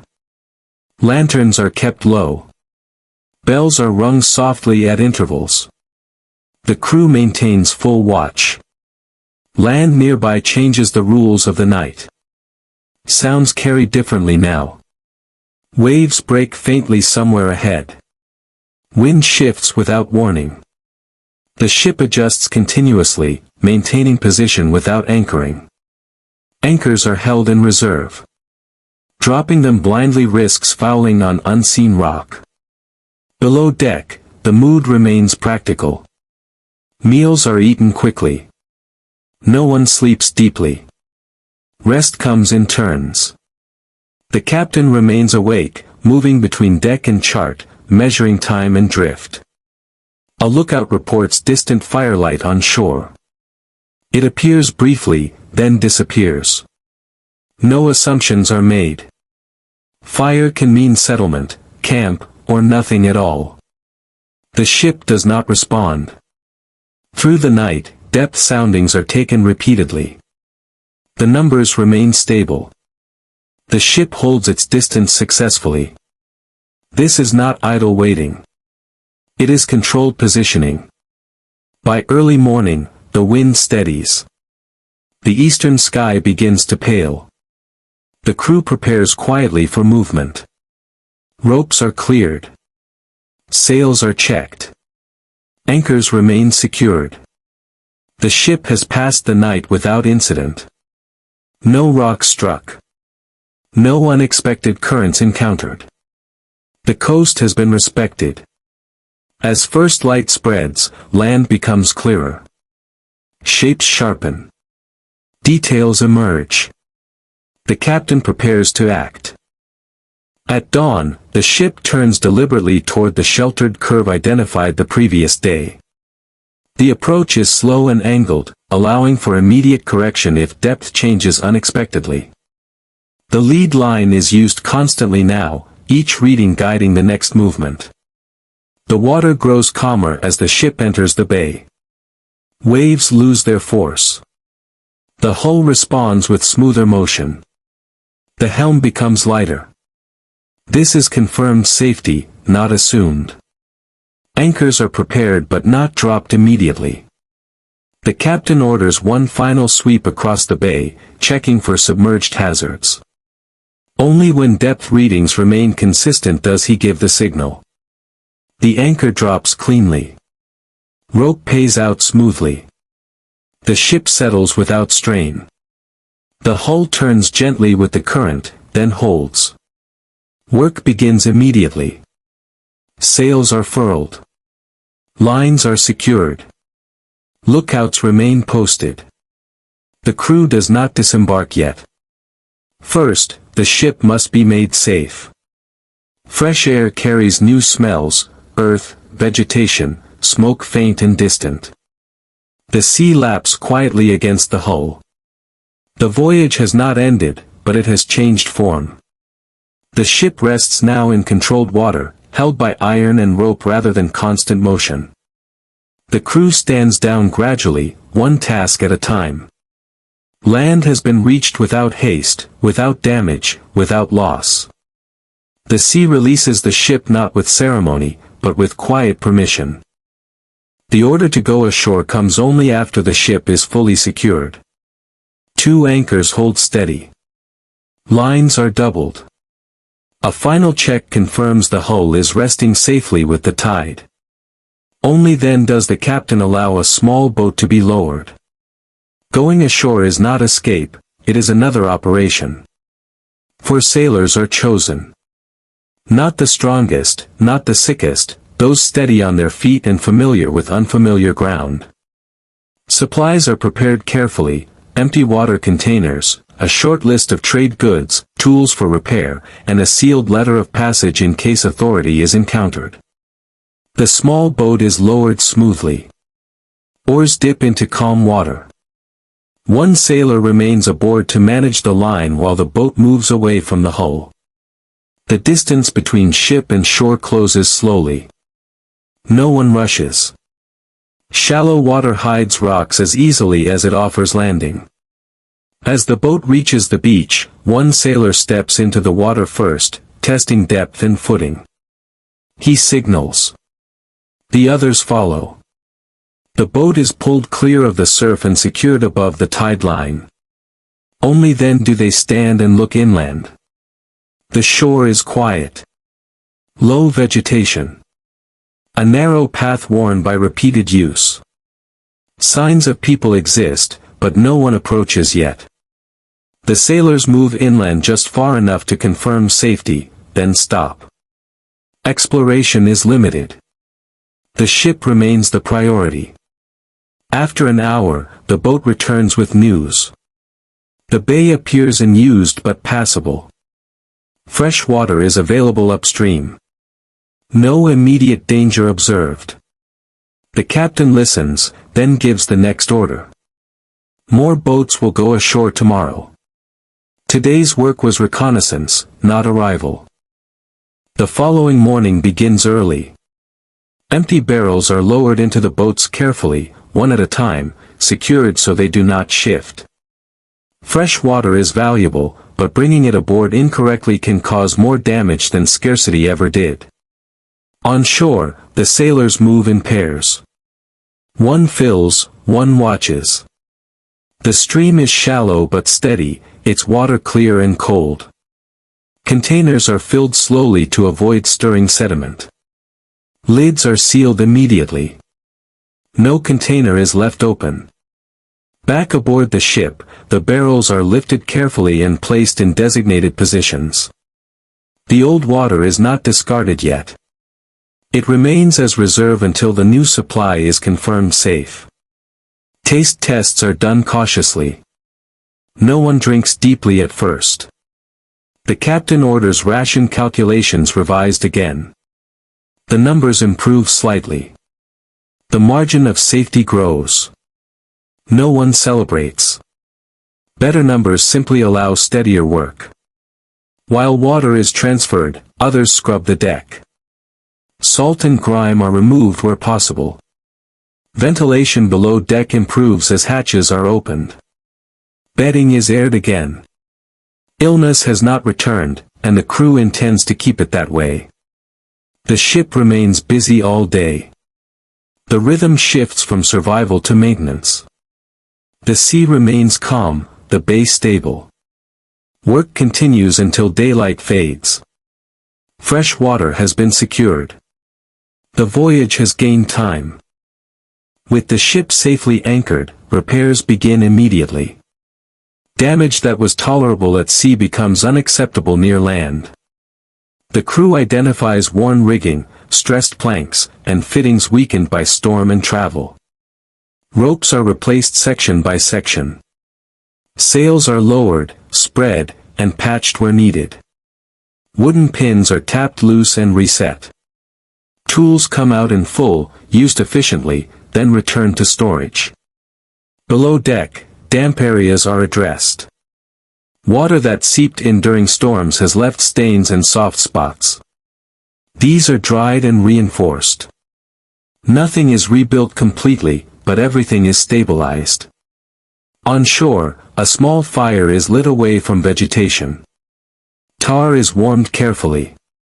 It is applied where needed, sealing seams that will not endure another long stretch without attention.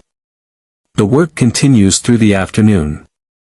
Each task finishes fully before the next begins. No half measures. No shortcuts. By evening, the ship feels different. Not newer, steadier. More prepared. The crew eats together on deck, not from comfort, but convenience. The voyage is not over. But the ship is ready to continue it. As days pass in the sheltered bay, small changes become noticeable. The air grows softer. The mornings feel less sharp. Birds appear more frequently, staying longer before moving on. These signs are noted quietly. Fishing improves slightly.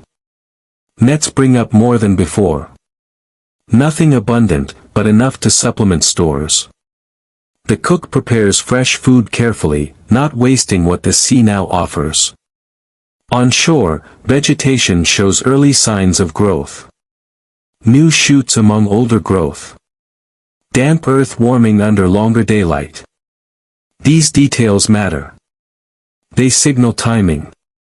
The captain gathers the crew and explains the plan. They will not linger too long. Calm water can change quickly. But they will depart with advantage rather than urgency. Supplies are checked one final time. Water secured. Repairs complete. The sick are fully recovered. The crew stands ready. Spring is not fully here yet. But its arrival has begun. And the ship will move with it. The decision to leave the bay is made at first light, not because conditions demand it, but because timing allows it. The ship has taken what it needs. Water barrels are full. Repairs hold firm. The crew has rested just enough to move without strain. Staying longer would offer comfort, but comfort at sea always comes with cost. Anchors are raised slowly. Each length of chain is lifted, cleaned of mud and weed, and secured carefully. No part of the ship is rushed now. The bay has been calm, but the open water beyond it still deserves respect. Sails are unfurled in stages, catching the lighter spring wind without pulling hard. The small boats are hoisted back aboard. Lines are coiled and stowed. The shore drifts away quietly, offering no farewell. The firelight seen earlier is gone. No figures appear along the beach. The land has given what it will and asks nothing in return. As the ship clears the mouth of the bay, the sea opens again, but it feels different than before. The water carries more motion now, not aggressive, but alive. The wind holds a steadier direction. Waves stretch longer, their rhythm slower and easier to read. The crew resumes full watch rotations. Tasks return to familiar patterns, but without the urgency that defined earlier days. The ship moves forward with confidence earned through experience rather than speed. Navigation becomes simpler. The horizon feels trustworthy again. Fishing lines are lowered briefly and raised again. A small catch is secured and cleaned on deck. Fresh food is prepared carefully, shared evenly. It is not a feast, but it marks a transition, from endurance to continuation. As the day progresses, conversation increases slightly. Not stories yet, but remarks. Observations. Practical notes. The ship feels less enclosed, less pressed by circumstance. Work continues, but it no longer feels reactive. The bay disappears behind them, absorbed back into the coastline. Ahead, the route opens wide. The voyage is no longer shaped by necessity alone. Choice has returned. The ship moves forward, not because it must escape the sea, but because it has learned how to move within it. Days pass without incident, and the absence of challenge becomes its own change. The sea no longer tests the ship with sudden force or uncertainty. Instead, it carries the vessel forward with steady cooperation. The wind holds a consistent angle. The waves align with the hull rather than opposing it. The crew settles into a rhythm shaped by movement rather than reaction. Sails require fewer adjustments. The helm stays centered longer. The lead line is used less often, not from carelessness, but from confidence in depth and distance. Meals become slightly more generous. Not larger portions, but more frequent warmth. A pot simmers longer. The cook experiments carefully, combining dried stores with what the sea now offers. The result is simple, nourishing, and appreciated. Below deck, spaces feel lighter. Dampness recedes. Air circulates freely. Bedding dries fully for the first time in days. Tools are cleaned and returned to their places without urgency. Everything returns to order. On deck, sailors perform small tasks often neglected during harder times. Rope is recoiled properly. Spare canvas is folded and inspected. Wood is rubbed down where hands grip it most. These actions are not required for survival, but for longevity. The horizon remains empty, but no longer threatening. Other ships pass at a distance. None approach. None are avoided deliberately. The sea feels shared rather than contested. At night, watches feel easier. Lanterns burn a little brighter. Bells are rung less often. The stars return clearly, no longer hidden by storm or fog. Navigation becomes confirmation rather than correction. The ship does not slow, but it no longer feels pressed forward by necessity. The journey becomes what it was meant to be from the beginning, travel, not trial. The sea has stopped pushing back. And in that space, calm settles naturally. The first signs of the destination come gradually, not as a skyline or harbor walls, but as subtle confirmations. The smell of the air shifts again, less salt, more earth. Birds appear earlier in the day and remain longer.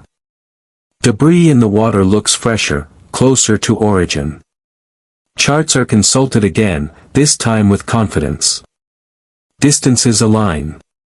Bearings match expectation. The captain adjusts course slightly, aligning the ship with the final stretch of its journey. No announcement is made. Arrival is not declared until it is unavoidable. The crew prepares without hurry. Anchors are checked again. Lines are laid out neatly. The small boats are inspected and secured for use. Clothing is adjusted. Tools are cleaned. Everyone prepares to be seen again, not by the sea, but by people. The ship's appearance matters now. Sails are set cleanly. The deck is swept. Nothing extravagant. Simply order. A ship arriving in order is treated differently than one arriving exhausted. As the coastline becomes visible, it does not dominate the horizon. It rests there, solid and patient. The sea narrows. Navigation tightens. The ship responds smoothly. The captain assigns harbor approach duties.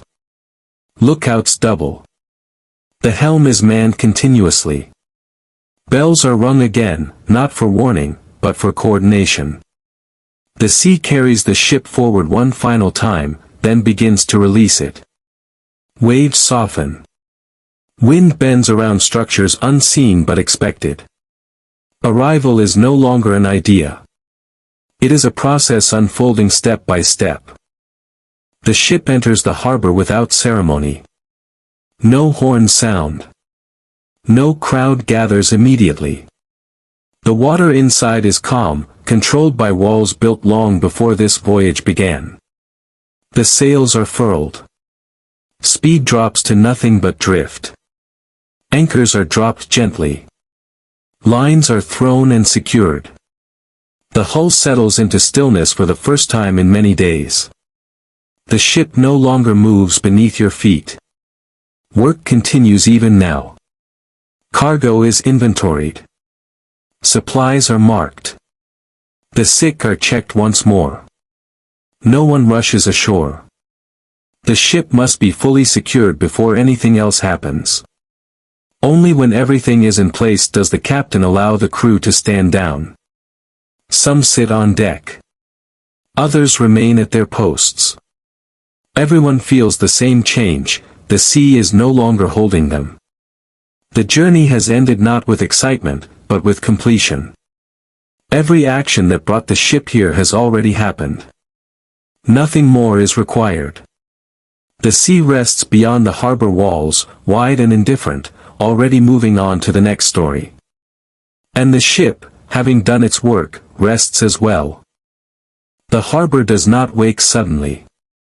Morning arrives slowly here, spreading light across stone walls, wooden docks, and still water without demanding attention. The ship remains exactly where it was secured the night before, lines tight, hull quiet, sails folded away like finished thoughts. One by one, sailors begin to move. Not because they are ordered to, but because routine still exists even when the journey has ended. A rope is checked again, tightened by a fraction. A knot is retied simply because hands remember how. Someone lowers a bucket into the harbor water and pulls it up slowly, watching the surface settle afterward. Cargo remains aboard for now. Nothing is unloaded immediately. The captain walks the deck once more, not inspecting for damage this time, but confirming completion. The ship has arrived intact. That is enough.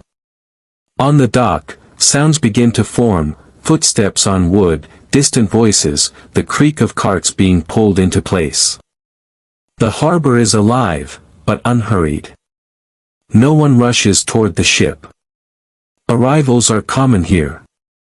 What matters is how they arrive. The crew gathers loosely near the rail. Some sit. Some stand. No one speaks much. The voyage has taken its shape already. Stories will come later, when memory softens edges and selects what to keep. For now, there is only stillness and the unfamiliar feeling of solid ground not yet touched. A sailor lowers himself onto the dock carefully, testing his balance as if the earth itself might still move. He walks a few steps, then stops. Others follow, slowly. Boots meet stone.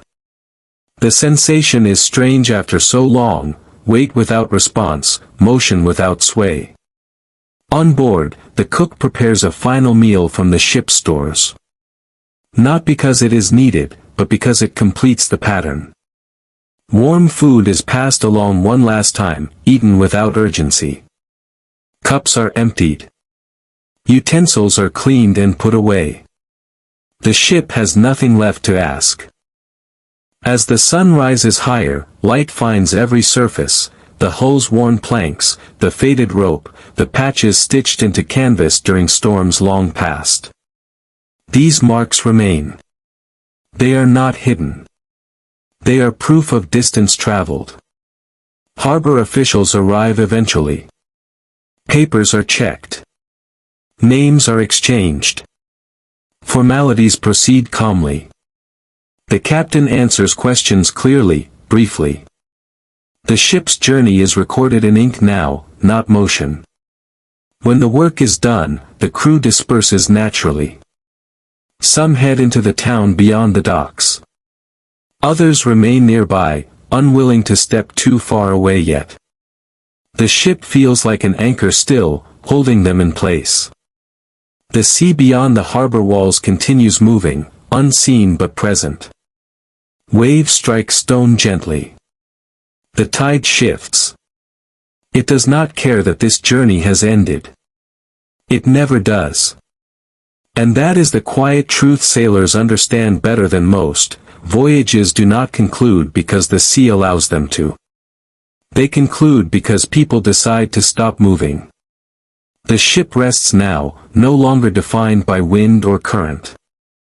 It will be repaired, resupplied, perhaps renamed, perhaps sold. Or perhaps it will sail again with the same crew, carrying different cargo, toward another horizon. For now, it waits. And you, having followed this journey from open water to sheltered stone, no longer need to keep watch. There are no sails to trim. No depth to sound. No course to adjust. The sea has released you gently. Nothing more needs to happen.